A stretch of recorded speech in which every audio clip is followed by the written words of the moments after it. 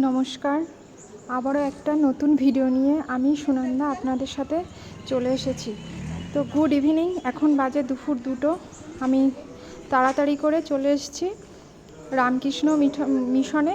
তো আজকে শুভ রথযাত্রা, তো সেই রথযাত্রা উপলক্ষে আমি মিশনে চলে এসেছি। তো এসে যেটা দেখলাম যে মিশনটা আবার খুব সুন্দর নতুন করে তৈরি করেছে। তো যাই হোক, দেখার জন্য আমি চলে এলাম। তো তোমরা দেখতে পাচ্ছ, দেখো খুব সুন্দর করে তৈরি করেছে, নিচে টাইলসগুলো খুব সুন্দর। আর আমি এই এখন সিঁড়ি দিয়ে উঠছি, ভিতরেই মন্দিরটা আছে। ভিতরে গেলে তোমরা সব কিছুই দেখতে পাবে। তো এখানে খুব সুন্দর ফুলের চারা লাগানো, আর এই সাইডটা এখনও দেখা হয়নি, তো সেটা তোমাদের ঘুরে ঘুরে দেখাবো। তোমরা দেখতে থাকো আর আমাদের সঙ্গে থাকো। ভিতরে গিয়ে দেখলাম অনেক প্রায় লোকজন বসে আছে, রথযাত্রা উপলক্ষে ওরা এসছে। তো দেখো কি সুন্দর করে মিশনটা তৈরি করেছে। আমিও এই আসলাম, তো আগে একবার এসেছিলাম আমার ছেলেকে নিয়ে। তো তখন দেখছিলাম নতুন শুরু হচ্ছিল, সম্পূর্ণ হয়নি। তো আজকে দেখলাম সম্পূর্ণ একদম পুরো কমপ্লিট হয়ে গেছে। তো সেটাই তোমাদের সঙ্গে শেয়ার করছি, তোমরা দেখতে থাকো। এই যে এখানে মা শারদা, স্বামী বিবেকানন্দ আর রামকৃষ্ণ, খুব সুন্দর একটা পরিবেশ চারিদিকে।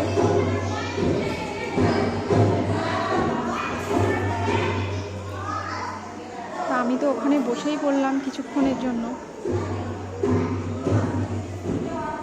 দেখো খুব সুন্দর উপরে কারুকার্য করা এবং বিভিন্ন মনীষীদের ছবি, এবং দরজা জানলাগুলো খুব সুন্দর করে তৈরি করেছে। আর নিচে সব পাথর বসানো। তো তারপরে বাইরের দিকে দেখলাম যে পিছনের দিকেও যাওয়ার রাস্তা আছে, ব্যালকনিটাও খুব সুন্দর, সেটাও তোমাদের ঘুরে ঘুরে দেখাবো। সকালের দিকে একটু হালকা বৃষ্টি হয়েছিল, তারপরে এখন একটু বন্ধ আছে। তো এই পিছনের দিকে যাচ্ছি, পিছনের দিকটাও একদম পুরো কমপ্লিট হয়ে গেছে। আপনারা চাইলে কিন্তু এখানে ঘুরে যেতেই পারেন। 8 নম্বর স্যান্ডেলের বিল, রামকৃষ্ণ মিশন। তো খুব সুন্দর, মন পাগল করা একটা শান্ত পরিবেশ। আপনারা এখানে আসুন, আপনাদেরও খুব ভালো লাগবে।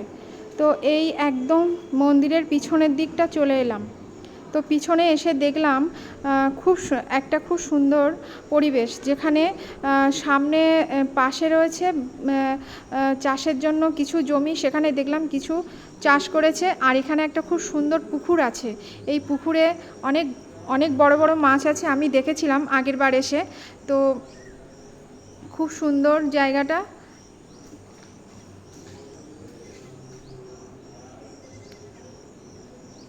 পরিবেশটাও খুব সুন্দর।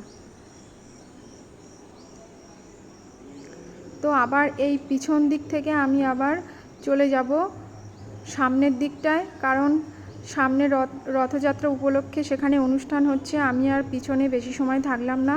তো ওই যে দেখতে পাচ্ছ একটা পুরানো মঠ, ওটা ছিল আগের, যেটা ওখানে মহারাজরা ওখানেই পুজো করত, আর ওখানেই সব লোকজন যাতায়াত করতো। তো এটা তো নতুন হয়েছে এখানে, এটা সবাই খুব একটা জানে না। ওই যে দেখতে পাচ্ছ পুরানো মঠটা দেখা যাচ্ছে। আমি যতটা পারি তোমাদেরকে ঘুরিয়ে ঘুরিয়ে দেখানোর চেষ্টা করছি। যাই হোক, আমাকে একা একাই ফোন ধরতে হয়, একা একাই ক্যামেরা করতে হয়, আমার সঙ্গে তো কেউ নেই। আমি একা একাই যা করি সমস্ত কিছু আমি একা। যাই হোক, হয়তো খুব একটা ভালো হয়নি, তবু আপনাদেরকে দেখানোর চেষ্টা করছি। আর এই যে সামনে ওই যে দেখতে পাচ্ছ একটা বিল্ডিংটা, ওইটা মহারাজারা থাকেন। আর সামনে বসার খুব সুন্দর একটা পরিবেশ। ওখানে একটু জল জমে গেছে, কারণ সকালের দিকে একটু বর্ষা হয়েছিল।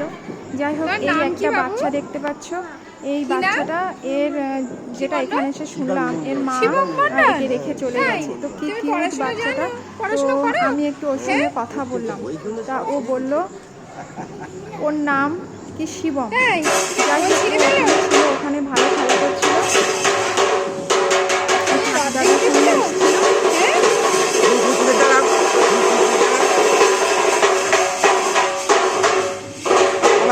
মুখ উঁচু করে দাও। তুমি রথ দেখতে এসেছো ফটো তুলবে ঠাকুর দাদার সাথে? ওদিক তাকাও, ওদিক তাকাও, ওদিক তাকাও। তুমি কি করতে এসেছো বলো? রথ দেখতে এসেছো? বাবা,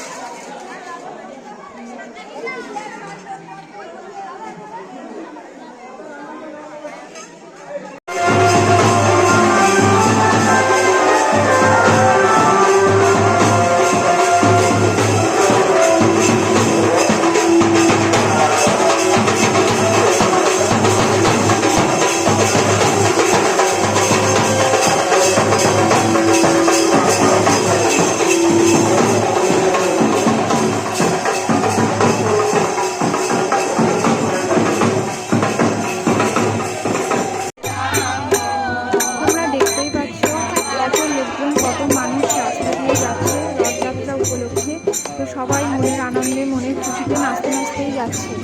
তো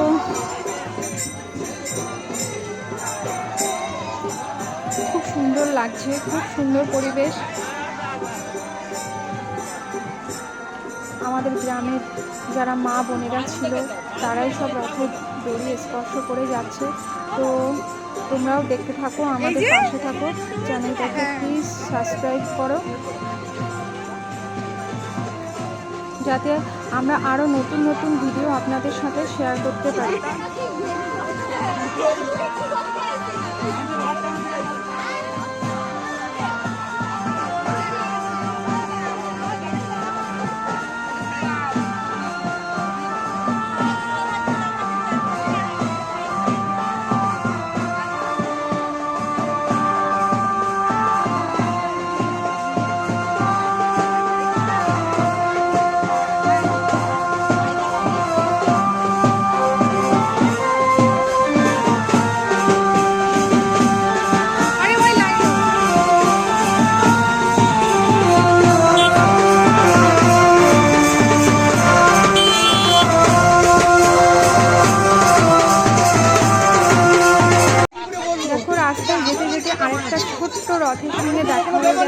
তো এই রথেও কি সুন্দরভাবে জগন্নাথ ঠাকুর বসে আছে, পুজো করছে।